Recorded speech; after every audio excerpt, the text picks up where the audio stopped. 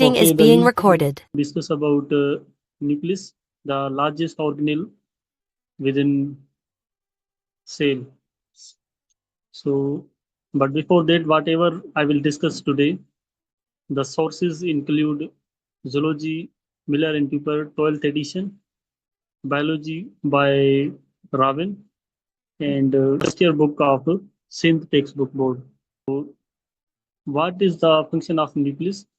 It is the control center of the cell because it sends messages to the cell. Control centre हम इन्हें क्यों कहते हैं? Because nucleus का काम ये होता है कि वो मैसेजेस अपने पैगाम सेल के जो खासतौर पे जो साइटोप्लाज्म है वहां तक मैसेजेस पहुंचाए टू ग्रो एंड मेच्योर, ताकि वो सेल ग्रो कर सके और मेच्योर हो सके और divide into daughter cells. Everything whatever happening within the cell is controlled by the nucleus. Class 9 से आ रहे हैं कि न्यूक्लियस किस चीज का बना होता है? डीएनए, जो कि खुद जीन्स का बना होता है. तो जीन्स का काम क्या होता है? It determines the characteristics of structural proteins. तो जीन्स ही सब चीज़ों का बुनियाद है, चाहे स्ट्रक्चर हो ऑर्गेनिज्म का, ऑर्गेनिज्म का फंक्शन हो, ऑर्गेनिज्म क्या कर रहा है, ऑर्गेनिज्म के अंदर कौन सी फिजियोलॉजिकल प्रोसेस चल रहे हैं, वो सब जीन्स पर बेस करते हैं. So first of all, genes determines the characteristics of structural proteins that give shape to the organism, to the organism or the parts of organism, the intracellular enzymes which control cytoplasmic and nuclear activities. तो jeans कुछ और भी चीजें बनाते हैं, for example enzymes बनाते हैं जो कि प्रोटीन से दरअसल, और वही एंजाइम साइटोप्लाज्मिक और न्यूक्लियर एक्टिविटीज को कंट्रोल करेंगे. जीन्स डिड आल्सो डिटरमिन और control promote the reproduction of cells. Cells की रिप्रोडक्शन को भी प्रमोट करते हैं. How as I already discussed के they help to divide the cell into the daughter sales.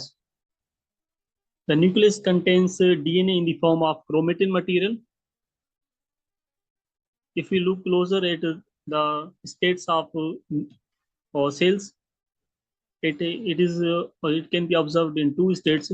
सबसे पहले नॉन डिवाइडिंग सेल्स और दूसरे होते हैं डिवाइडिंग सेल्स, जो कि डिवीजन फेज में होते हैं. नॉन डिवाइडिंग फेज के दौरान हम क्रोमेटिन मटेरियल को देख सकते हैं, और जब सेल डिवाइडिंग फेज पर तक चला जाता है तो फिर उस टाइम वो chromatin material condense into the dense structure called chromosomes. So that's why in a non-dividing cell, the nucleus contains DNA in the form of chromatin material. However, during mitosis, the chromatin material organizes to form dense structures called chromosomes, which can easily be identified through light microscope. जब वो chromatin material condense हो जाता है तो फिर हम उसे easily light microscope के जरिए ऑब्जर्व कर सकते हैं. व्हाट हैपेंस के क्रोमोसोम में कैसे कन्वर्ट हो जाते हैं? एक्चुअली क्रोमेटिन मटेरियल सबसे पहले अपने आप को थ्रेड लाइक स्ट्रक्चर पे कन्वर्ट कर देते हैं. उसके बाद वही थ्रेड्स कंडेंस हो जाते हैं. वो जो लॉन्ग थ्रेड्स होते हैं पहले टुकड़ों पर डिवाइड होकर देन कंडेंस हो जाते हैं into the chromosomes. So this diagram is according to the book of physiology, medical book of Guyton and Hall. You can see here the structure of nucleus. So these are the pores. So there are intermittently there are some gaps between. So these are called nucleopores. जो भी nucleus के अंदर जो भी materials होंगे वो outside of the nucleus वो transport हो सकते हैं because of the process of pores. और जो न्यूक्लियोलस के बाहर होते हैं, न्यूक्लियोलस के बाहर से लेकर और न्यूक्लियर एनवेलप तक, इसके बीच जो भी मटेरियल होता है उसे हम न्यूक्लियोप्लाज्म कहते हैं.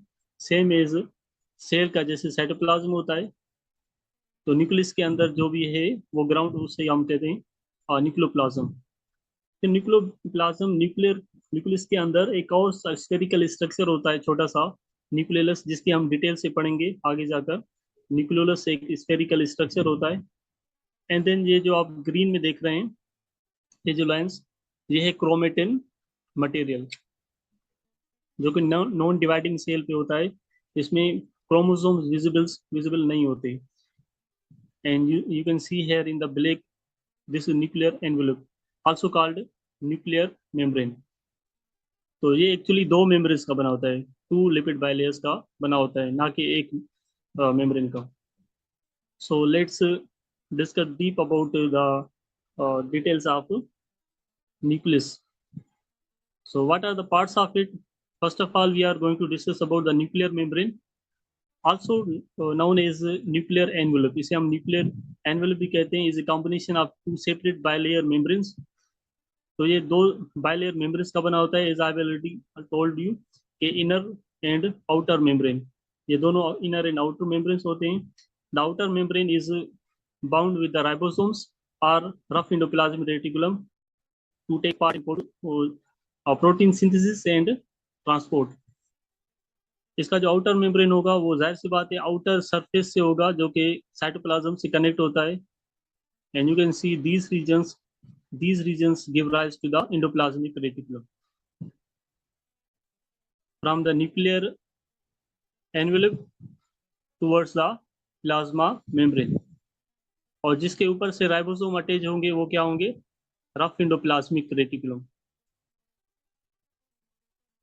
तो इसी तरह से कंटिन्यूसली न्यूक्लियर एनवेलोप से लेकर प्लाज्मा मेम्ब्रेन तक वो अटैच होते हैं.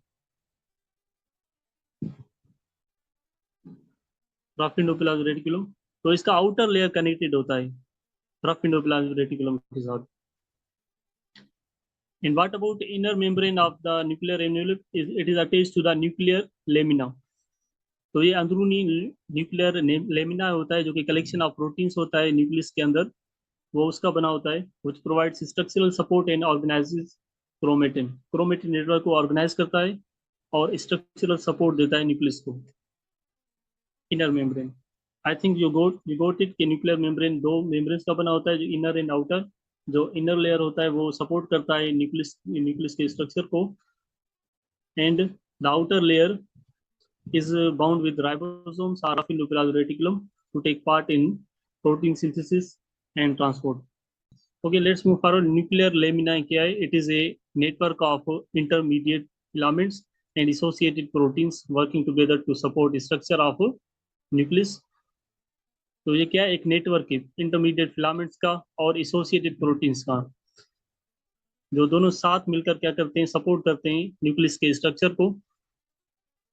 एंड ऑर्गेनाइजिंग क्रोमेटिन को ऑर्गेनाइज तरतीब में रखते हैं. रेगुलेटिंग डीएनए रिप्लिकेशन को भी रेगुलेट करते हैं, कंट्रोल करते हैं. And cell division and gene expression.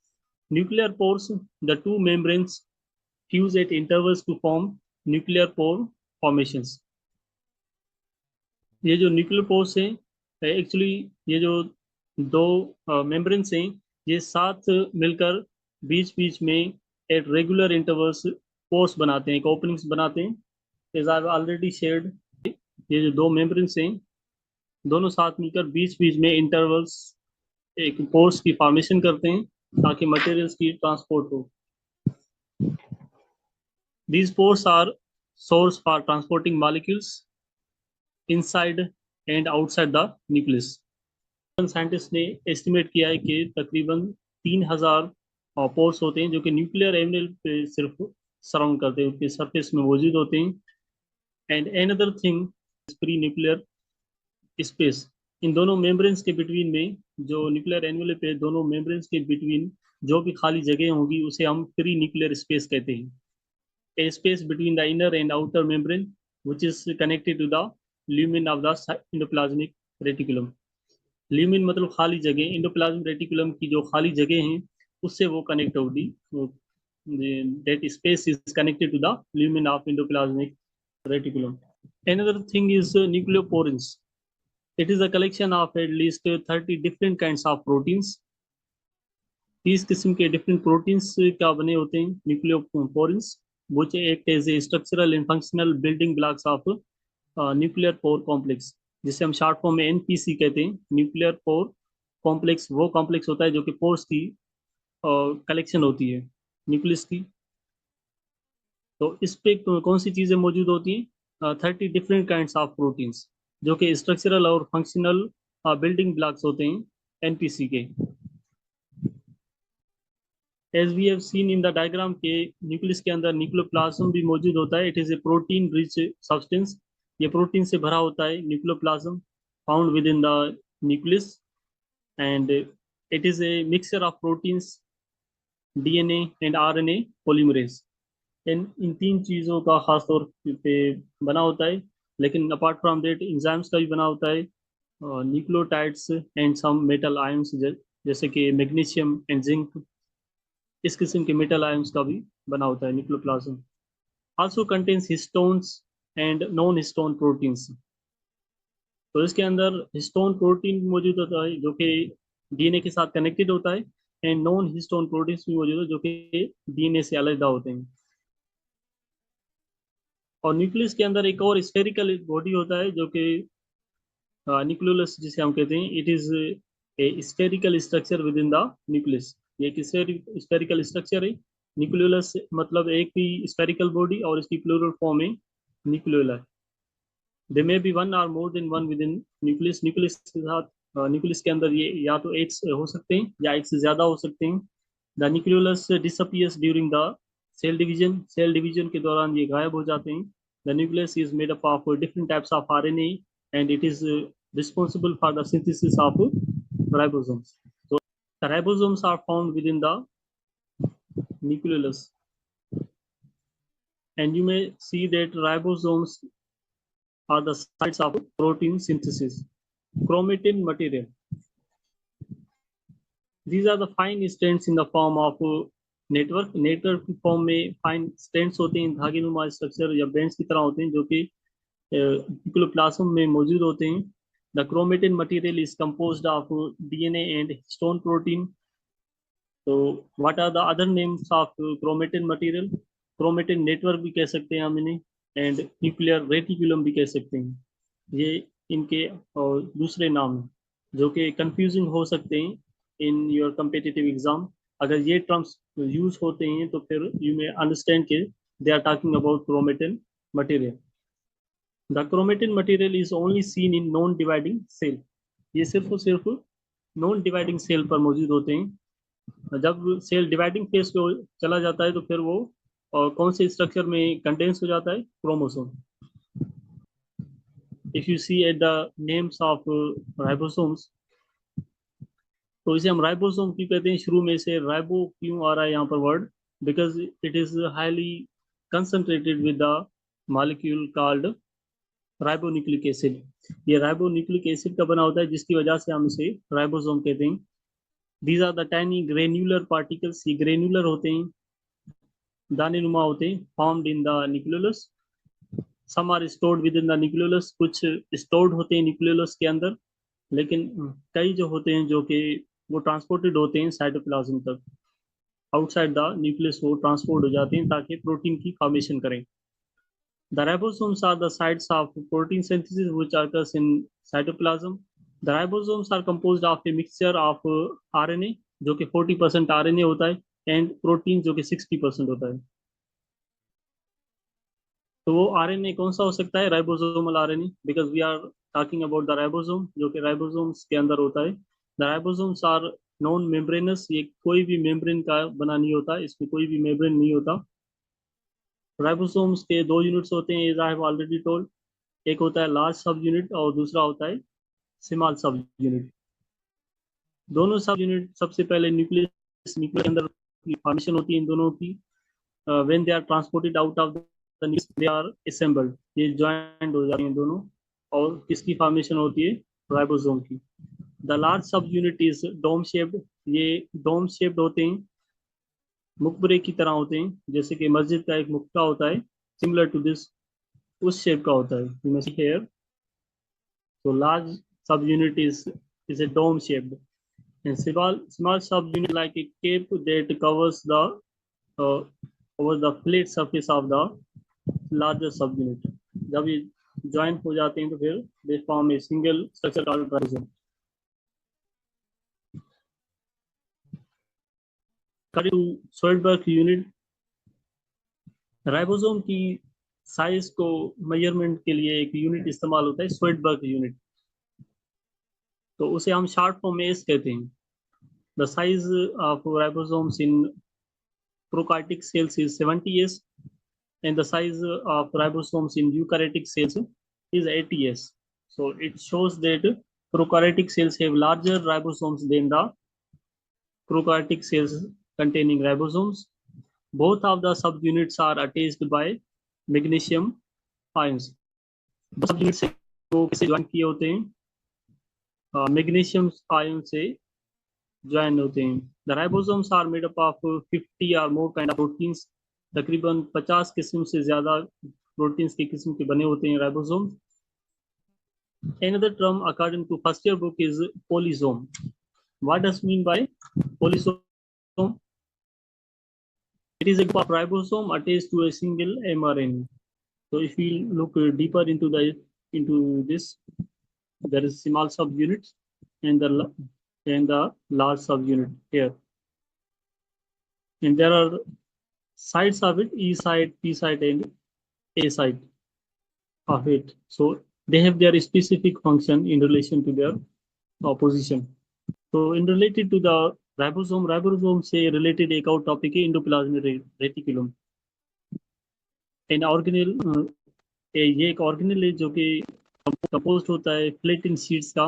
एक ऐसे सीड जो कि फ्लैटेन सीधे होते हैं एंड ट्यूब्यूल्स के बने होते हैं और वो सेक्स की फॉर्म में होते हैं, which is continuous from nuclear envelope to the plasma membrane. तो न्यूक्लियर एन्वेलप से लेकर प्लाज्मा मेम्ब्रेन तक स्टैंड होते हैं. इसका स्ट्रक्चर इतना ह्यूज होता है. एंडोप्लाज्मिक रेटिकुलम दो किस्म के होते हैं, रफ एंडोप्लाज्मिक रेटिकुलम.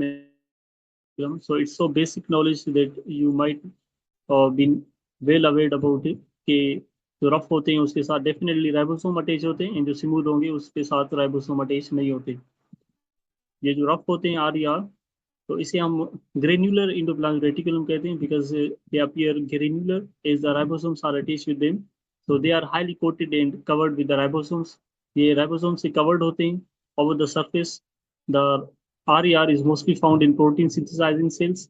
ये उन सेल्स पर मौजूद होते हैं जिसे प्रोटीन की बनावट की रिस्पॉन्सिबिलिटी होती है. तो ऐसे सेल जिसके अंदर प्रोटीन ज्यादा बनती है तो वहीं पर ये ज्यादा होंगे.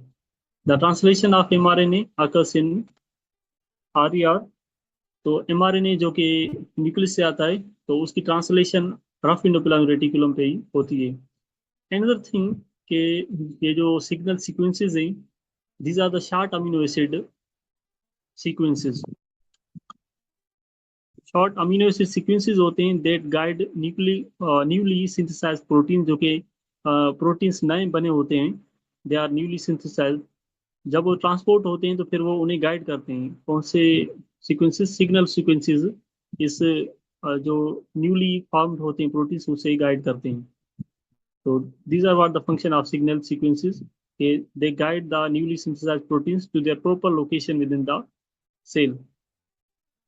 So it's like a new member that is guided by the senior member of a community.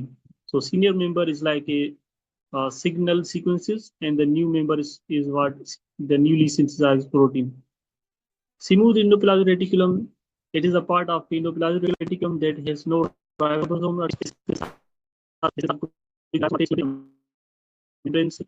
Contain many embedded enzymes which catalyze the synthesis of lipids and carbohydrates. Lipids की फॉर्मेशन होती है, इन कार्बोहाइड्रेट्स की भी formation होती है इसी smooth endoplasmic reticulum पे. Most found in lipid synthesizing cells. Definitely अगर स्मूथ एंडोप्लाज्मिक रेटिकुलम लिपिड की सिंथेसिस करवाते हैं, सो अगर वॉइस ड्रॉप हो रही है it's maybe your network issue. अगर आपके लोकल एरिया पर नेटवर्क सही नहीं है तो फिर बीच में इंटरप्शंस हो सकती हैं. तो मेरी तरफ से I think network is clear now. The membranes of ACR contain many embedded enzymes which catalyze the synthesis of lipids and carbohydrates. अगर lipids की बनावट होगी तो definitely स्मूथ एंडोप्लाज्मिक रेटिकुलम उन्हीं सेल्स पर होंगे जहां पर लिपिड की फॉर्मेशन होती है, such as those of testis, intestine, brain. इन्हीं स्ट्रक्चर्स पर मौजूद होते हैं इनके सेल्स के अंदर. अपार्ट फ्रॉम डेट लिवर पे भी मौजूद होते हैं ऐसे सेल्स जो कि फंक्शन करते हैं in the detoxification of drugs that includes amphetamines, morphine, codeine, and phenobarbital. So these are what the drugs that are detoxified by smooth endoplasmic reticulum in liver. अगर ये smooth endoplasmic reticulum फंक्शन सही तरह से नहीं कर रही तो फिर द लिवर विल बी और टॉक्सिफाइड, टॉक्सिन हो जाएगा और इस टॉक्सिन की वजह से लिवर सही तरह से प्रॉपरली फंक्शन नहीं कर पाएगा. So that's why just because of smooth endoplasmic reticulum वो जो ड्रग्स हैं वो डिटॉक्सिफाई हो जाते हैं and liver will function properly. SCR is involve in the synthesis of oil और इसके मजीद जो काम है स्मूथ एंडोप्लाज्मिक रेटिकुलम के वो ऑयल की फॉर्मेशन करवाते हैं, फॉस्फोलिपिड की फॉर्मेशन करवाते हैं जो कि किसका अहम हिस्सा है. अगर मैं आपसे पूछूं कि ये कौन से किसका मेजर पार्ट है phospholipid? Plasma membrane sir. Exactly. So phospholipid is a major component of plasma membrane and different types of steroids. और फिर मुख्तलिफ किस्म के जो स्टीरॉइड्स हैं खासतौर पर जो हार्मोन्स हैं we can call them steroids. So these are synthesized through the ACR. ACR also provides mechanical support to the cell. ये mechanical support भी provide करते हैं सेल को. हालांकि सेल का अपना साइटोस्केलेटन भी होता है जो कि हम आगे जाकर स्टडी करेंगे. तो ये part from that smooth endoplasmic reticulum भी सपोर्ट करता है as they are extended from the nuclear envelope to the plasma membrane. ACR transport proteins from rough endoplasmic reticulum to the Golgi bodies through themselves. तो अपने ही वे से वो क्या करते हैं कि रफ एंडोप्लाज्मिक रेटिकुलम से प्रोटीन्स को ट्रांसपोर्ट करते हैं towards the Golgi bodies. Even most of the organelles are remaining to discuss our, but these are what the most important topics that we have covered so far. So what are other organelles that are remaining in upcoming classes that are mitochondria and Golgi bodies, and there are other organelles like we will also discuss about cytoplasm. As we have 5 more minutes to end this class. Let me clarify कि आगे हम क्या क्या पढ़ेंगे. Cytoskeleton को भी हम discuss करेंगे. साइटोस्केलेटन के अलावा you may think of other topics related to cell biology, mitosis and meiosis. So this is crucial part before you go to discuss or study about genetics. So that's why cell cycle भी बहुत important part है cell biology का. So maybe we will reach to 8 parts of cell biology. Cell biology के अंदर 8 parts हो सकते हैं जिसके अंदर सब टॉपिक्स है बहुत. So this is the largest part of your zoology subject. Cell biology बहुत ही अहम हिस्सा है आपकी आपके टेस्ट के पोर्शन के लिए. So that's why you are supposed to study harder this. तो इसके सोर्सेज कौन से हैं सेल बायोलॉजी के जो मेन टॉपिक्स हैं आपको आज मैंने आपसे शेयर किया था. रामन बायोलॉजी की बुक पीडीएफ मैंने आपसे शेयर की थी. वहीं पर भी सेल बायोलॉजी की डिटेल्स है, हर ऑर्गेनल वहीं पर सही तरह से डिटेल से लिखा हुआ है. Miller and tipper 12th addition उस पर भी डिटेल्स है. एंड मोर ओवर जो हमारी सिंध टेक्स्ट बुक बोर्ड है वहीं पर भी सेल बायोलॉजी का अच्छी तरह से वहाँ पर डिटेल ऐड की हुई है. स्ट्रक्चर ऑफ राइबोसोम वो भी अच्छी तरह से वहाँ पर डेटा ऐड किया हुआ है. काफ़ी चीज़ें वहीं पर अपडेटेड हैं. तो इन चीज़ों को आप स्टडी करें, जो राइट सोर्स है आप उसे स्टडी करें. अगर आप इंटरनेट के ज़रिए पढ़ना चाह रहे हैं तो फिर जो यूट्यूब चैनल है वो आप देखें कि वो ऑथेंटिक है या नहीं है. कोई प्रोफेशनल टीचर हो उसकी आप लेक्चर सुना करें. मोर ओवर साइंटिफिक वेबसाइट्स भी होते हैं जहाँ पर रिसर्च आर्टिकल्स होते हैं वो भी आप स्टडी करें. तो डिफरेंट सोर्सेज होते हैं जो आपको अच्छा लगे, जहाँ पर आपको इजी लगे आप वो स्टडी करें ताकि आप एग्ज़ाम सही तरह से क्लियर कर सकें. आज की क्लास से अगर कोई क्वेश्चन हो you may ask. We have only 2 minutes remain. Sir polysome थोड़ा बता दीजिएगा वापस से. Polysome. Yes sir. Polysome these are actually the ribosome. या तो एक राइबोसोम हो सकता है और एक ग्रुप ऑफ राइबोसोम जो कि एक सिंगल mRNA से अटैच होता है. ये कलेक्शन है कॉम्प्लेक्स है में से. कॉम्प्लेक्स हम उस नेटवर्क को कहते हैं जब दो मॉलिक्यूल्स डिफरेंट किस्म के मॉलिक्यूल एक जगह पर ज्वाइन हो जाते हैं तो उसे हम कॉम्प्लेक्स कहते हैं. तो दैट्स वाई पोलिसोम एक ऐसा स्ट्रक्चर है, एक ऐसा कॉम्प्लेक्स है जिसमें राइबोसोम एक सिंगल एमआरएनए से अटैच होता है, जो कि न्यूक्लियस से आता है। तो इस कंडीशन को हम पोलिसोम कहते हैं। ये फर्स्ट ईयर की बुक में ये टर्म यूज किया हुआ है।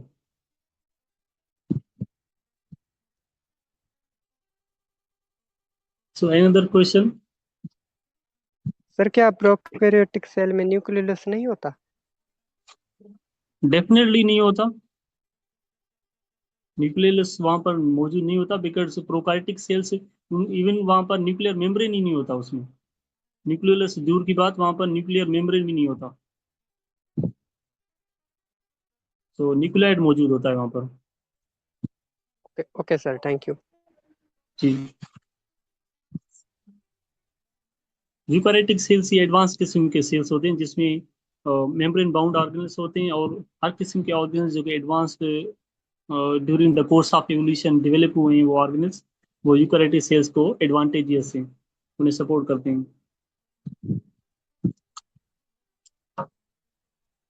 Okay, thank you so much, Allah Hafiz.